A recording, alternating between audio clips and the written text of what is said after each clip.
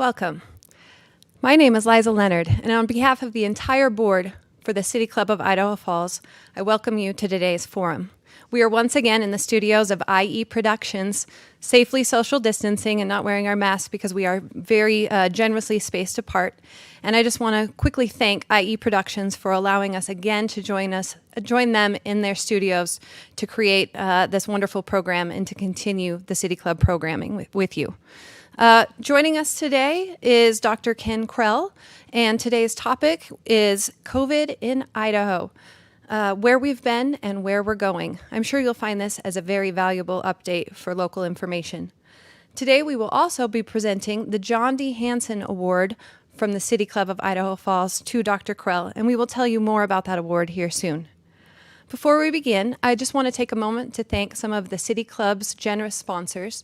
That includes the Idaho National Laboratory, Bank of Idaho, Floor Idaho, Idaho State University, Mountain View Hospital, the Idaho Humanities Council, and KISU-FM. We thank them so much for their continued support and annual sponsorship, and again, IE Productions for helping us put this on.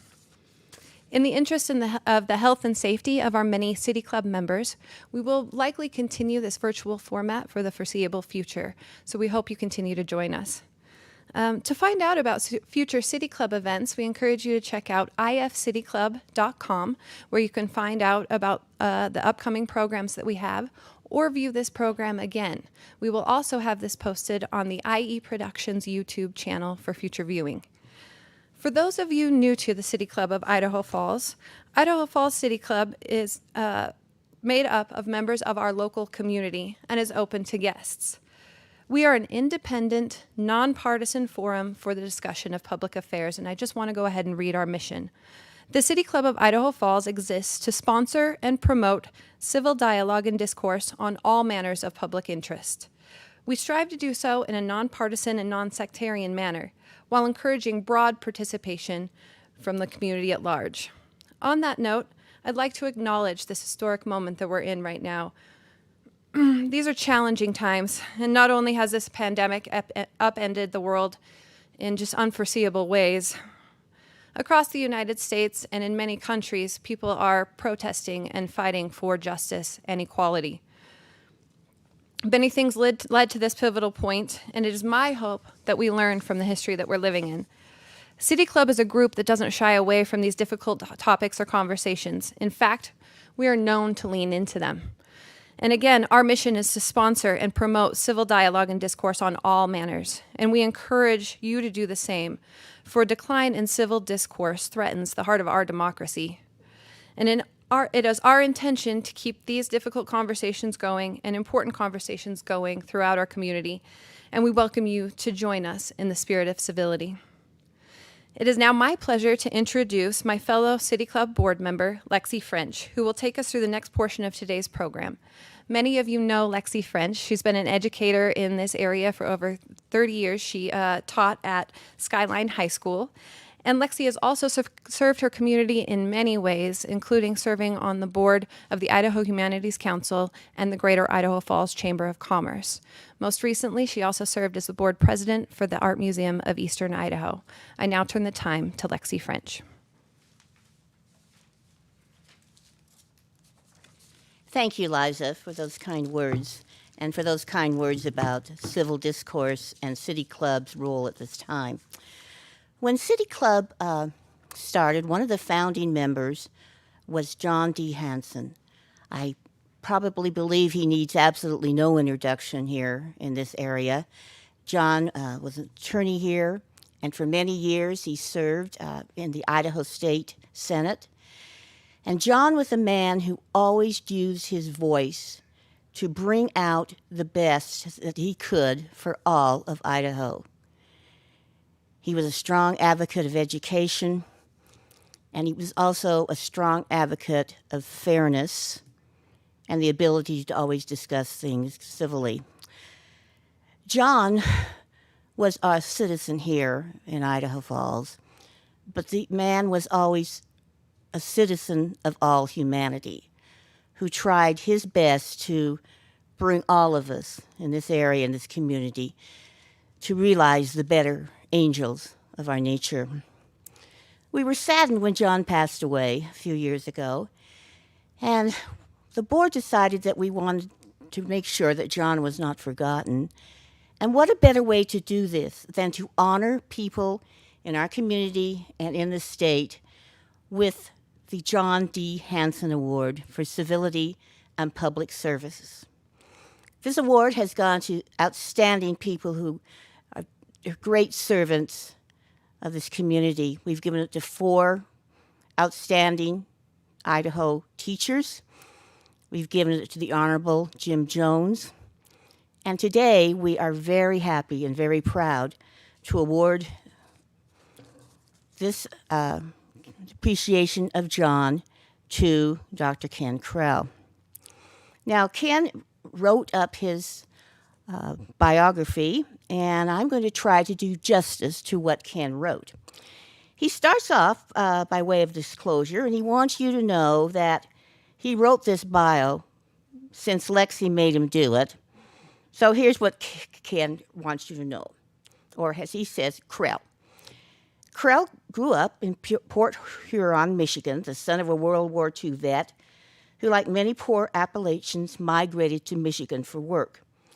Ken had a usual childhood, but he was not very good in school.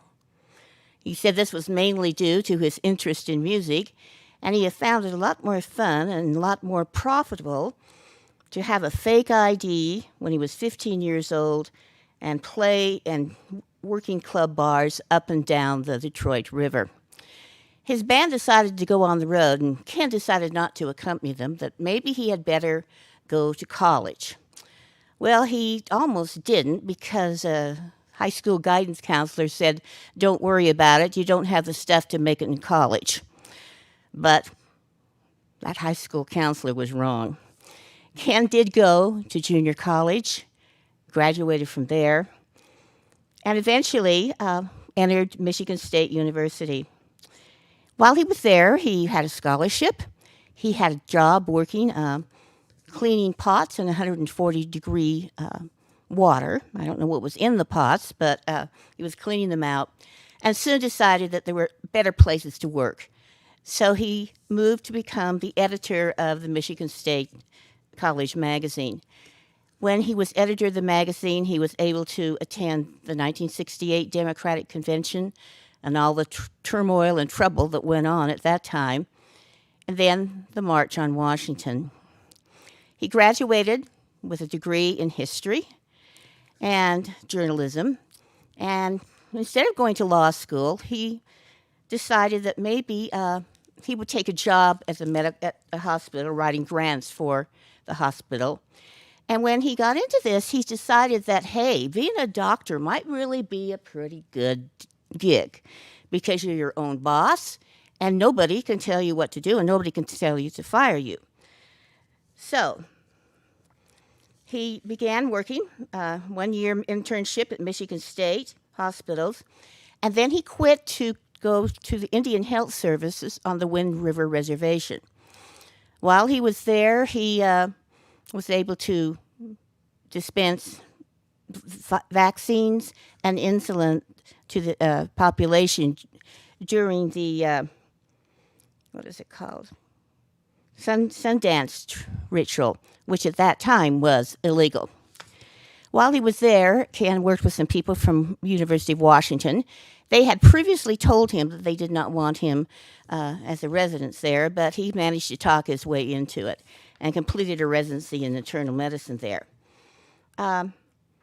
He was offered a job as chief resident there, but he said no, he didn't want to do that because he just didn't want to run a slide machine, which he called an antique machine that used pictures on the wall. So he became an internist, which then wasn't even a practice of recognized medicine, and came to Idaho Falls. Served many years as the chief director of the ICU unit at Ermac Hospital. Retired from that, but he continued to serve as a doctor in Idaho Falls. It came to his attention that Over 1,000 people he had seen had lost their lives due to the fact that Idaho did not have Medicaid expansion. So he brought his voice to that cause. As he said, he spoke poignantly and brilliantly, and he was many times gavelled and threatened with contempt. But that testimony seemed to resonate across the state, and maybe he had a small part in achieving Medicaid expansion. Yes, Ken, a small part. He's done a bunch of research and publications that are of little import, he said. But right now, in addition to working at the hospital, he is on the State Medical Advisory Committee for COVID and chair of IRMAC's COVID Crisis Management. Ken is another man, like John, who is humanity's citizen, who does good for all of us. And his voice has never been a small part of anything. His voice is that of a leader. So on behalf of the Board of Directors of the City Club of Idaho Falls, we want to present Ken with our John D. Hansen Award for this year. And Ken, I'm just going to leave it on the side of the table for you because of social distancing.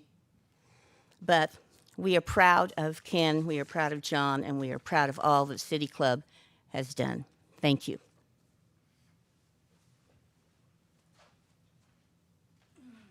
Thank you, Lexi. I appreciate this opportunity, and I'm humbled and grateful to be the recipient of the Hansen Award, which you called the Civility Award. I'm not sure many of my staff at the hospital would use that word to describe me, but I thought it might be interesting today to go through kind of where we've been, particularly as a state, and where we might be going in terms of COVID. This has been a difficult, somber week. It sometimes feels like the fabric of America is coming apart at the seams. But I'd like us today to focus on where we're at and where we're going with COVID, and maybe it might be helpful to get one practitioner's perspective on things.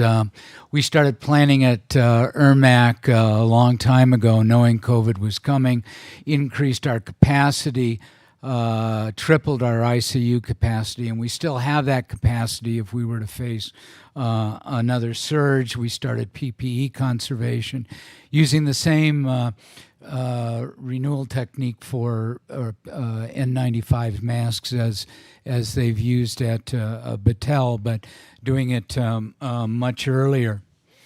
I would tell you that we've been fortunate in Idaho in some ways in terms of the number of cases that we've seen, but we need to recognize that while what's reported is that Idaho has had 2,700 or so cases, that's just not the case, that with a lack of testing, we have no idea how many cases we've actually had, and we have been so hampered by our lack of testing that any statistic is a guess. But it's reasonable to consider that the death rate may be a fairly constant 1%. So if we've had 80 deaths in Idaho, we know we've had more than 2,700 cases. And if you figure that the actual increase in death rate nationally is about twice the reported rate for COVID, part of that is because the number of people who haven't been getting medical care for other conditions, strokes and heart attacks, have been avoiding hospital, but not all of it. The number of COVID deaths is significantly underreported. So you could probably figure that using our death rate, we have somewhere between 8,000 and 16,000 cases in Idaho. As we know, this has been a difficult week with a 30% increase in Southeast Idaho's cases, including 30 cases or so from a revival that was held in Idaho Falls. It's also important to remember that as a healthcare system, our catchment area covers much of eastern and central Idaho, as well as Wyoming and southwest Montana, and that many of our cases have actually come from Wyoming. We've had some deaths in our hospital. We've also had some successes. I'm going to show you some pictures, and maybe that'll help illuminate what we do. The first picture is my friend Madeline Garrity sent to me, suggesting that this pandemic was probably not the first I'd seen, given my age, and that I probably still had this PPE around. It's interesting that this is actually what it looked like in the 1700s for physicians treating the plague, and they packed that nose on these duckbills, they were called, with herbs to decrease the miasma coming up from the earth, which they thought was what caused the plague. We have, this is what we actually look like now in our PPE. I thought I'd show you a few cases, and none of these violate HIPAA, since you can't tell anybody from anybody else in all our PPEs. This is us proning a patient, which is a laborious procedure to just lay a patient on their belly, which you'd think would be simple, but is difficult under those circumstances when patients are in this position, and it takes 6 people to do it. So everyone is careful in terms of PPE. You slide the patient over, as I see here, and then we roll them back onto their belly, leave them there for 16 hours. That helps greatly with their oxygenation. In addition, many of these patients require tracheostomies, that is, to put a hole in their throat to move the endotracheal tube down so that we can better wean them off the ventilator. It's a high-risk procedure in these patients because it's an aerosolizing procedure. So everyone is careful in terms of wearing PAPRs. You can see my partner at the head of the bed here doing a bronchoscopy to guide me where I'm going during this. And this is during the insertion of the tracheostomy. This is our ICU crew. And we've been very proud of our staff. And though this is our ICU crew, we have a similar crew in the OR, in the ER, where we did extensive preparations, and we have kept our staff safe. And I'm very proud of them. We'll skip that for now. I thought, though, that what we also had to talk about is the economic toll that this has taken. And the remembering that this epidemic has had a disproportionate effect on those in lower incomes and from certain ethnic and racial groups. African Americans have 2 times the death rate of white Americans in this epidemic. They have a higher incidence, and they have a higher death rate.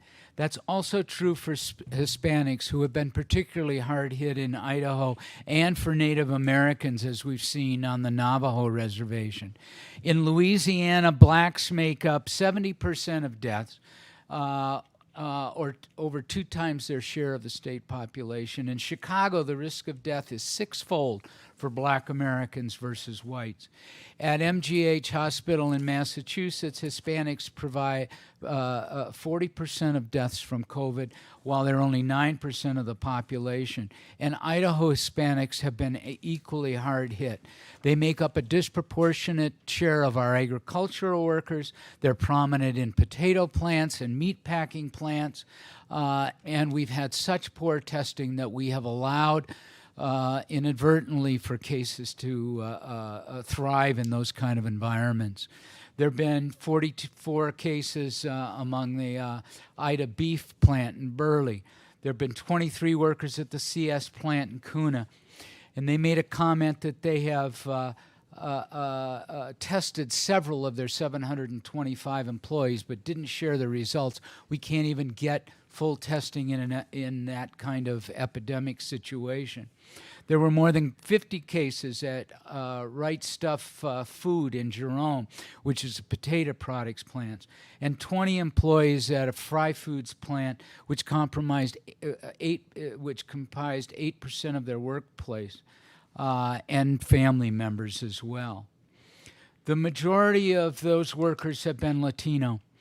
In Idaho, 25% of our cases have occurred in Latino Hispanic workers, who only comprise 13% of our population, and we're still not testing. We still are having outbreaks. Idaho Falls has been fortunate in terms of cases and the economic impact, if, as is stated, that the state has an 11.5% unemployment rate at this point. If Idaho really is at only 4.5%, which seems extraordinary to me.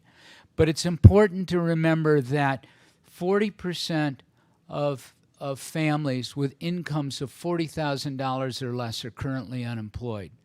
For some of us, this pandemic has been an inconvenience, but for lower income workers, it's been a severe threat to their economic and physical security. It's not an inconvenience if you're in one of those groups. So let's ask, why are we in this position? I think it's important to understand that we had this virus all wrong. That we thought this virus, being a coronavirus, was going to behave like the SARS-1 coronavirus that we saw in 2003 in Asia and China. It was similar genetically. It was related in transmission to respiratory droplets, and it caused lower respiratory tract symptoms with fever and cough and shortness of breath and respiratory failure. But somehow the SARS virus was able to be controlled by 8 months with just 8,100 cases. But unlike that, the SARS-CoV-2 virus, which causes COVID-19, has caused 2.6 million cases worldwide and is still spreading. What we didn't recognize was that the COVID-2 is shed in upper respiratory tract, not just in the lower respiratory tract. And what that means is that in asymptomatic and pre-symptomatic patients, this virus can be spread from the throat, unlike the SARS-1 virus, which was only spread once developed into the lower respiratory tract. There is viral shedding that occurs at as high a rate as symptomatic and asymptomatic patients.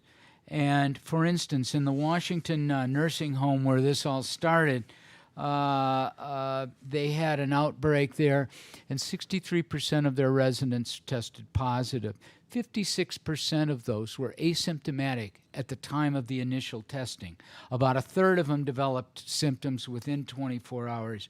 And then that's where we came to understand that the peak load of virus was the same in pre-symptomatic and asymptomatic patients as in those who had symptoms.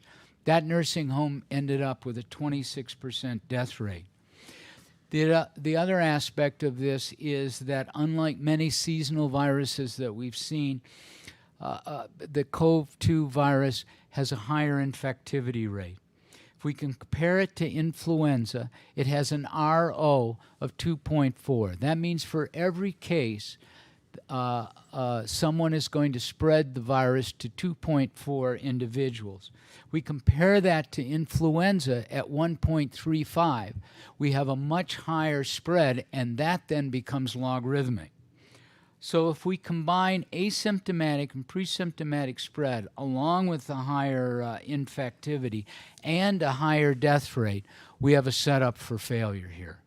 The death rate for COVID, as I said, is probably about 1% incidence. If you compare that to influenza at about 1.1%, there's about a 10-fold increase in death rate for COVID-2. And that, combined with asymptomatic spread, is a setup for disaster. We simply do not have the luxury of waiting for symptoms to find cases. We will not control this virus by awaiting symptoms and taking temperatures and asking about cough and shortness of breath. We now understand that 50 to 80% of transmission occurs by asymptomatic and pre-symptomatic spread. For instance, at the Weiser Fry Food potato plant, where they had 20 employees and 2 family members infected, all of those were initially most all of those were initially asymptomatic with a couple of index cases. In New York City, women presenting for childbirth had a positivity rate of 13.7%, but of those, 88% had no symptoms. In our community, spread is going to predominantly occur from those asymptomatic cases.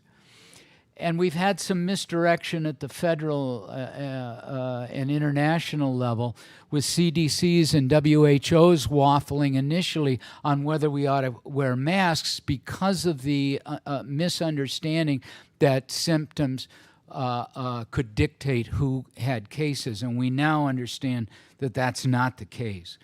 That with the higher viral loads and the higher infectivity of CoV-2, that we were going to see much greater spread. The pandemic has mostly been spread by droplets, and those occur in a couple of forms.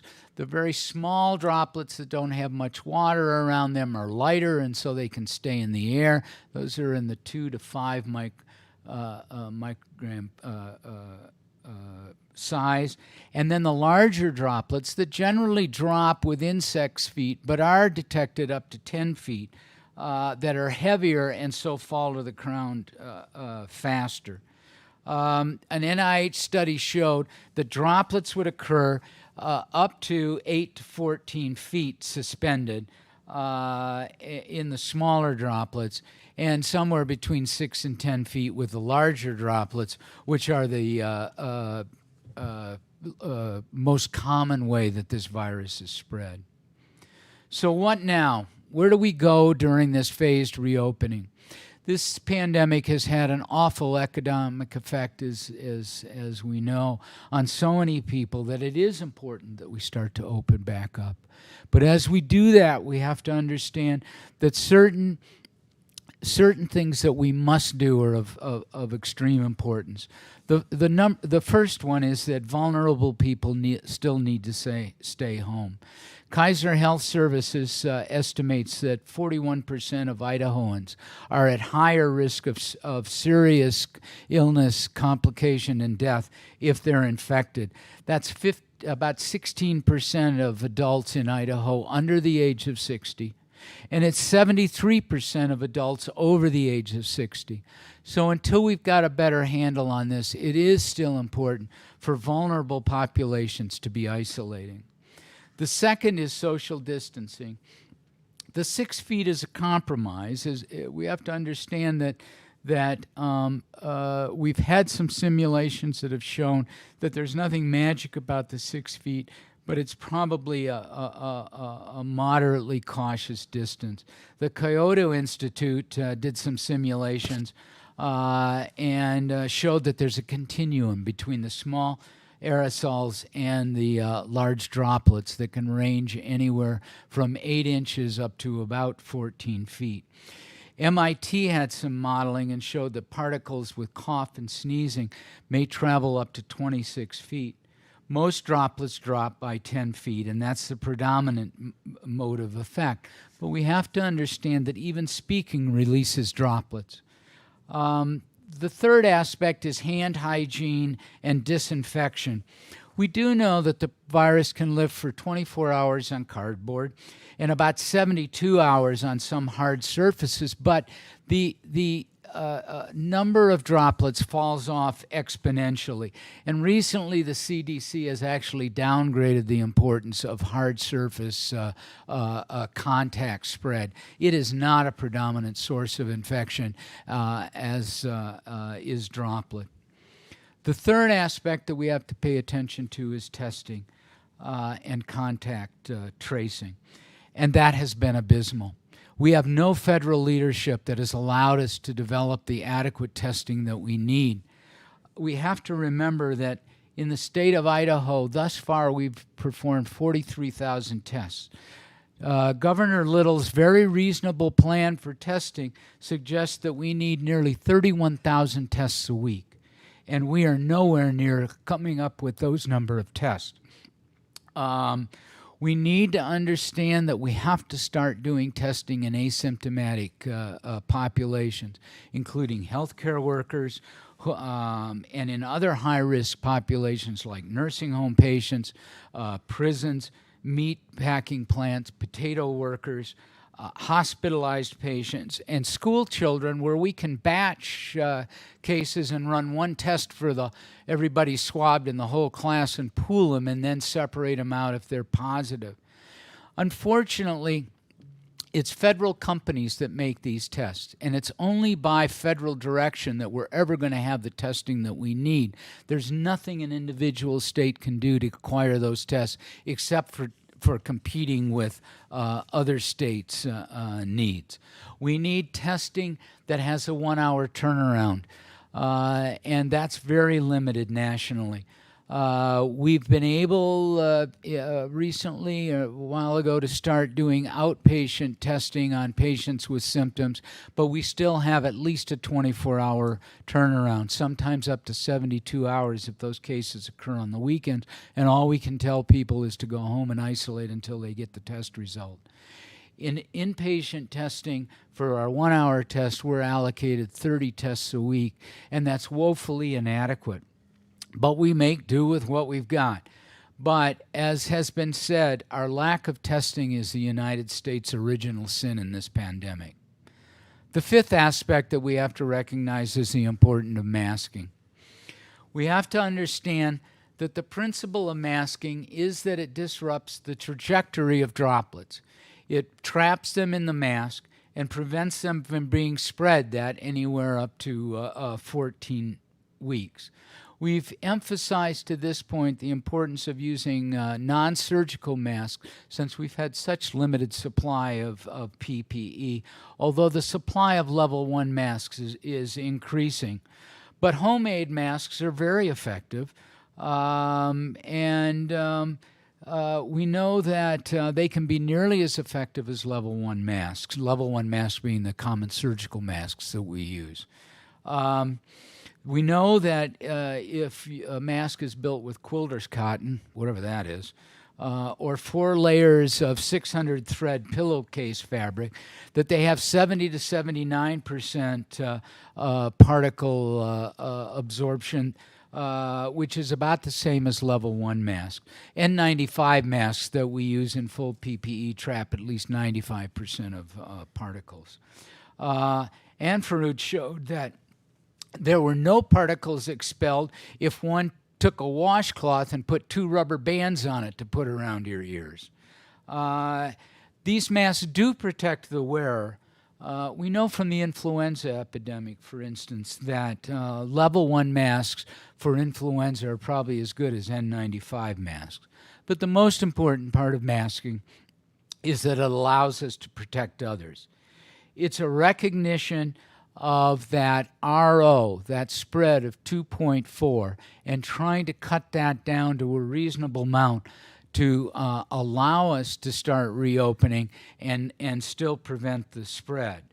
Every 10-fold increase in viral droplet shedding results in 26% more patient deaths. So that if we used masks that had just 50% efficiency and 50% of the population wore a mask, we could decrease that RO from 2.4 to 1.35, which is about the rate of seasonal influenza. What that means in terms of numbers and exponential spread is that if you have an RO of 2.4 and you take 100 cases, by 1 month, that becomes 31,280 cases. If you have an RO of 1.3, by 1 month, that becomes 584 cases. One has to look at, why does Japan have a death rate 2% of the U.S. death rate, and yet they have done little lockdown, they've had active subways, they've had open businesses, they haven't even done much contact tracing or testing. It's because they have a culture of masking. Asian countries have been through epidemics and pandemics in the past and have an understanding of the importance of it. Dekai at UC Berkeley, and who's also at Hong Kong, did some mask simulation, it's called, where he showed droplet spread and some computer modeling, and showed that if 80% of the population masked, the infection rate would fall to 1/12 of our current rate. But only if it's done by 50 days into the pandemic. There's no effect if 30 to 40% of the population masks, and little effect if we start masking too late after the spread.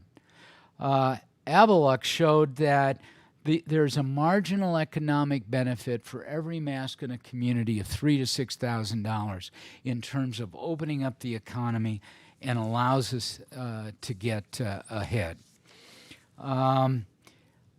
I've been asked what keeps me up at night, and I want to show you a picture of what that is. This is Yellowstone. This is the Guardian the day Yellowstone reopened. Not a mask in sight, and certainly no social distancing. We're going to crowd people into Yellowstone from all over the world and start to open up. And we are going to see a surge without adequate masking, without testing, without adequate social distancing. And I believe without limiting travel from high-risk areas. I'd like to finish up by telling you a few things of what I hope for with this epidemic. I hope that we come out of this with a new sense of community, of our shared responsibility for taking care of each other, that we need a new definition of who is essential in the community.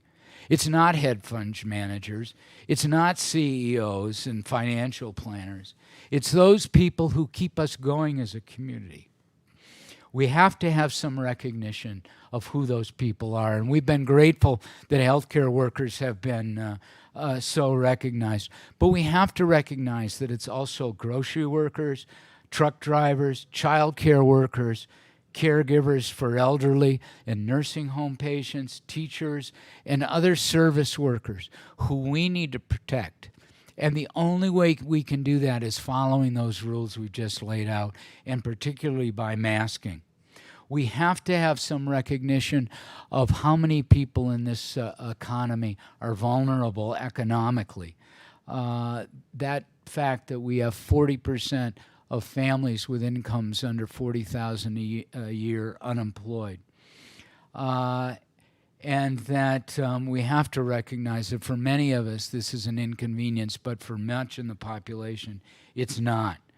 So many should not be so close to economic disasters with no savings and no security, who can't survive without next week's paycheck.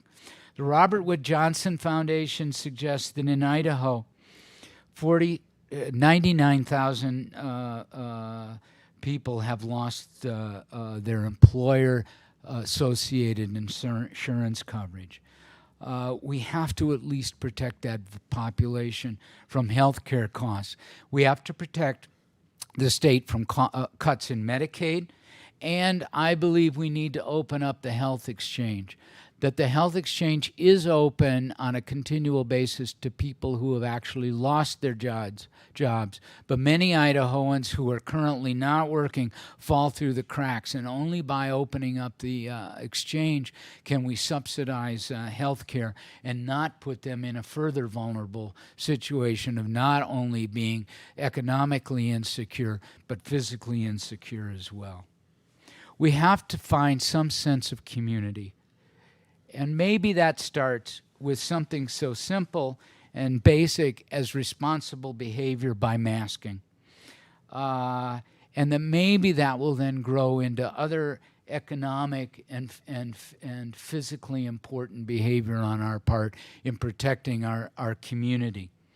Those community responsibilities come at a cost. But if we're unable to meet that challenge, we are going to see an increasing number of cases in this state and risk a further economic disaster and further physical disability for those in the population who are infected with COVID, particularly that vulnerable population who is so at risk and comprise 15% of our population. And we need to get our young people to think about that. They aren't going to die from COVID in all probability, but they may be infecting their grandmother and other parts of the population. So my hope is that we'd come to this, that we'll see businesses encouraging people to mask and, when appropriate, requiring them. And with that, I thank you. I hope I haven't been too wordy, but those are my thoughts about COVID. Well, Dr. Krell, thank you so much for those remarks. That was a wealth of information in a short matter of time, and I believe probably answered a lot of questions that people joining us today, our members and guests, have. So thank you so much for that. I do want to turn some attention to some additional questions that have come to the City Club that we want to ask you. And I just want to begin. You had discussed the need for more testing, than an adequate inventory of testing that we have available to us in the state of Idaho. Can you address that a little bit deeper? Maybe give any insight as to when you think that might improve and what we might see there in the future? We had some discussion about this at our regional level, our hospital corporation yesterday, and frankly, we do not see it improving in terms of the rapid turnaround test. There are two companies principally that make those tests nationally. One has essentially been fully shut down because they've had some production problems and quality control. The other, called Cepheid, has a limited ability to produce the reagents and the supplies that are needed for 1 hour PCR testing. And we frankly don't see that increasing. We do have testing available on, as I said, mostly the 24-hour turnaround, and that is getting better. But we're not going to do quick contact tracing and employee tracing, and for instance, tracing in meat packing plants until we get much more testing and much more rapid testing. And that requires a federal response because these are federal companies.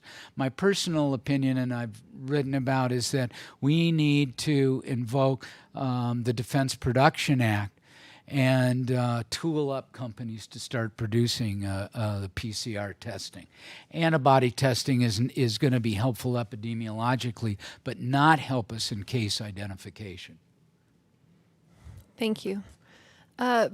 Since you mentioned antibody testing, what can you tell us about antibody testing and what might be meaningful about the current tests right now, what we could draw from what we're finding in positive tests in the state?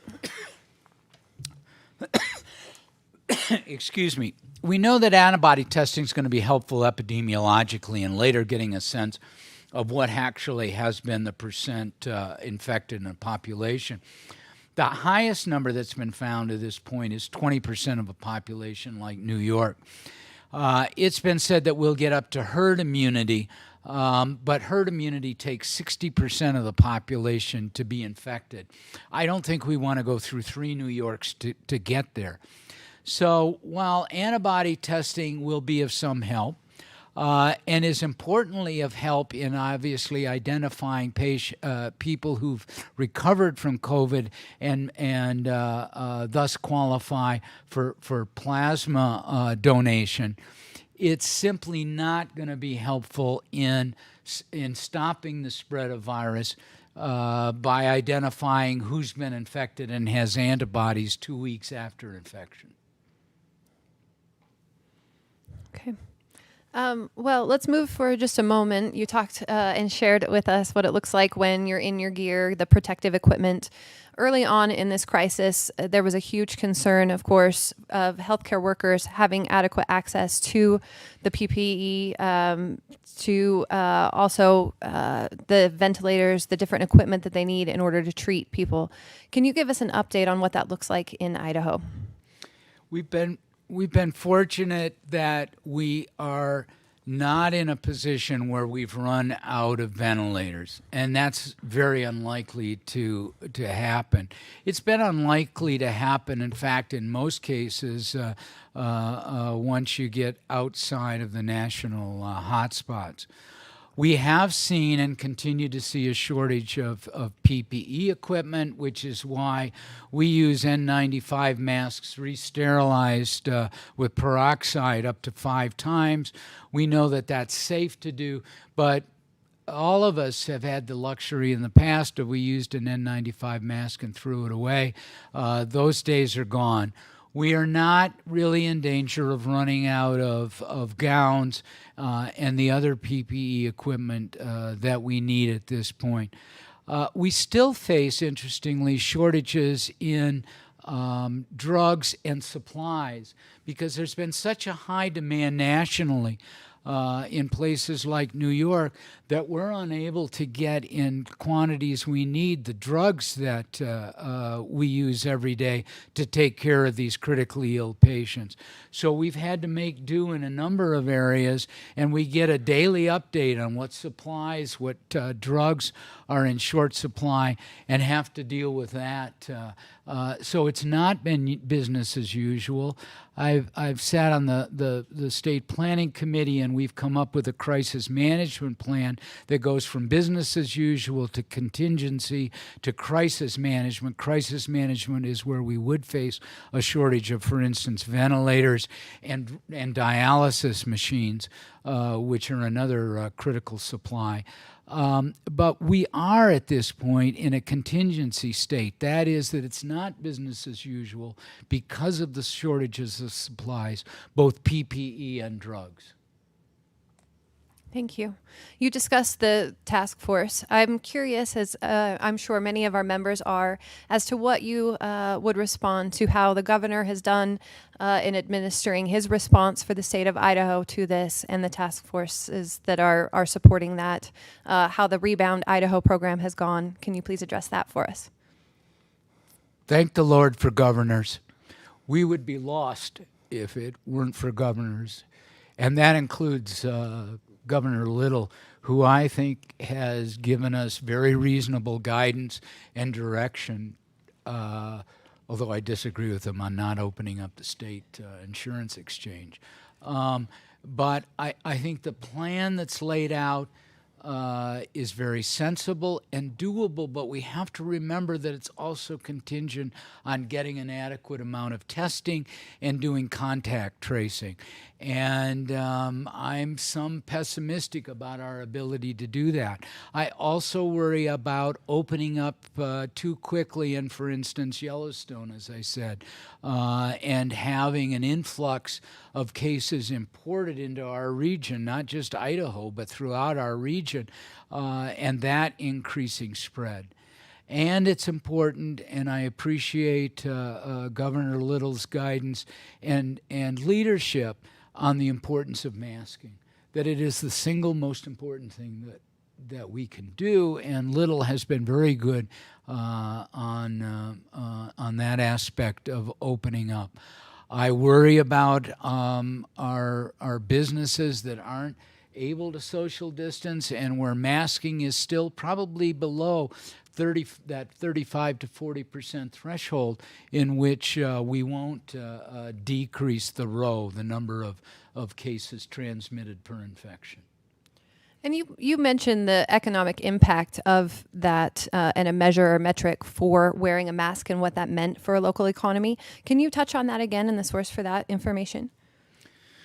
Yeah, for some reason I'm blocking on where that came, but the analysis says that if you take the balance between being able to open up economically and the economic cost of keeping people at home and strike that balance with masking, that we are able to open up faster and safer without a resurgence, and to the tune of a mask being worth somewhere between $3,000 and $6,000 per mask, just by its economic benefit of us allowing to move forward, which we so desperately need given the economic impact that this has had, especially on vulnerable parts of our population.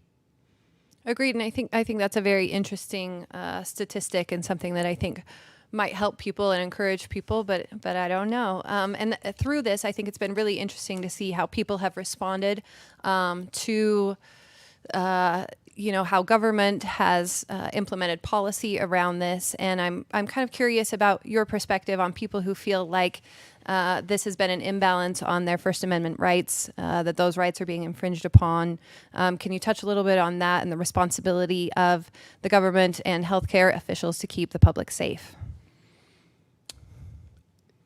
Public safety has to be the number one priority of government, be it local government, state, or federal. It doesn't matter if you've got First Amendment rights if you're dead. And the government, in my opinion, has an obligation and a right to keep the public safe. It's no different than stop signs. You could find stop signs are an infringement on your right, but without them, we'd be disorganized and in chaos. And without leadership from the government in terms of this pandemic and keeping us safe, it would be every man for himself, and we've learned that that does not work in a pandemic. I believe that this is not an infringement on my First Amendment rights, which I value very highly, and that the first priority of government has to be to keep the population safe. And I'm appalled at not just some members of the population, but that some government leaders who also have some personal interest in excessively opening up. I'm appalled that they find that somehow an infringement on their rights. It's not. It's important. It's been done before, and it has to be done so that we can all stay safe. Thank you.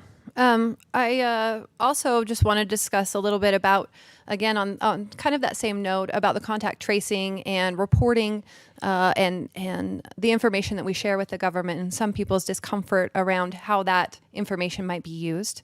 Would that be something that you'd want to address? Well, first of all, our state statistics are sketchy for the reasons that I said, that our actual number of cases, because of the poor testing, are actually higher.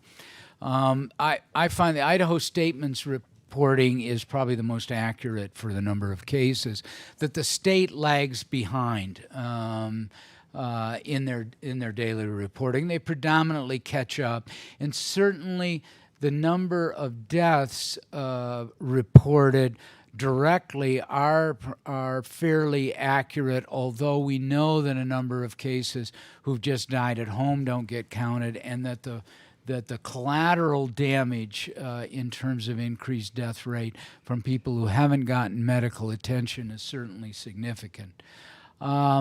The problem is that we don't know what the incidence is. We don't know the number of cases we've got because we're not doing widespread testing in asymptomatic and hot spot populations like prisons and nursing homes and meatpacking plants because we just don't have the testing. And until we get there, we're not going to know exactly where we stand, other than to see those symptomatic reported cases, which is really all we're counting at this point, and allows that exponential spread to occur unless we can get to the point where we can do an adequate amount of testing, which is why it's so critically important. And, we're almost to the end of our time here, and I am curious, with your recommendations and the advice that you have, including masks and social distancing, as people are getting out more, there is fatigue from being confined at home. People are wanting things to return back to normal, even though we know things are not normal. What advice would you give to people? How do you think we can encourage people better to take some of your advice, such as masks, continuing to social distance, and continuing to take those precautions that they held to a little more strongly at the start of this? We all want to get out of this, and we'd all like to get back to what we've thought of in the past as normal living. And the quickest way to do that is to prevent a second surge. And the only way we're going to do that is with those steps that we've talked about. So this is not a time for abandoning those measures. It's not a time for impatience, because if we're impatient now, we're going to be back into a lockdown situation if we see a surge in cases as occurred in the influenza epidemic in 1918. This is a time we just have to be patient, gradually opening up, but being mindful of our neighbors and the rest of the community. And do you think that just based upon what you've seen in the community, that a likely second wave would happen here in Idaho? We're going to see some increase in cases. I don't know that that's going to be so excessive that we have to backtrack from the economic plan that's been laid out at the state level. I'm going to stay optimistic that the community is responsible enough to understand that they need to pay attention, that they need to understand that they're protecting the rest of the community by those steps, and that we can come together as a community and protect each other and begin to move forward, opening up the economy. And just to touch on it very quickly, because you did discuss some of the vulnerable populations in Idaho, you discussed the tribes, some of the minority statistics. What is the task force doing, if anything, at this point to address some of the needs in those communities specifically? Well, it's difficult because of the lack of testing. We recognize when patients get admitted that we can risk stratify them, and unfortunately, a number of our deaths in my hospital have been in the Hispanic population for a variety of reasons. Are more vulnerable, having a higher incidence of vulnerable diseases, having less access to medical care, and those are what we have to work on, recognizing, as we did with the task force, that we've got to be equitable in providing medical care to all. Thank you. Yeah, that's very important. It's wonderful to hear that you're focused on that. I think the question that's on everybody's mind, and maybe one that we'll wrap up with, even though the response might not be what we want to hear, when do you think a vaccine will be available to the general public? It's difficult to know. Fauci has said recently that he thinks we'll have hundreds of millions of doses by early next year. I'm hopeful that's accurate. This is proceeding faster than I think anybody envisioned. I suspect we will be into phase 3 trials this fall. That is trials in the population, looking at a number of vaccines in terms of both efficacy and safety. I have some hope by next winter we may see at least targeting of vaccine in vulnerable populations. Yeah, that was my next question. With the limited number of vaccines that will be developed so early, who gets those vaccines first? I think you prioritize. I think healthcare workers, because if they get sick, it takes a toll on delivery of healthcare. Are one population, but also those essential workers that we talked about who are at higher risk. I think grocery store workers, child care workers, school teachers, so that we can begin to open up and target early on that population that is most at risk for infection. Well, thank you. This hour went very quickly, and I want to thank you, Dr. Krell, for your time, for all the work that you're doing in the state and the guidance that you're providing. We so much appreciate the lifelong career that you've had in healthcare and in serving vulnerable populations. And congratulations again on the John D. Hansen Civility Award from the City Club. We just really appreciate you being here and for your time. And to everyone watching, we really appreciate you joining us today. Again, look for future programs from the City Club at ifcityclub.com. And finally, thank you again to IE Productions for making this such a great program, allowing us to social distance and still bring these programs to you. Thank you so much. Thank you.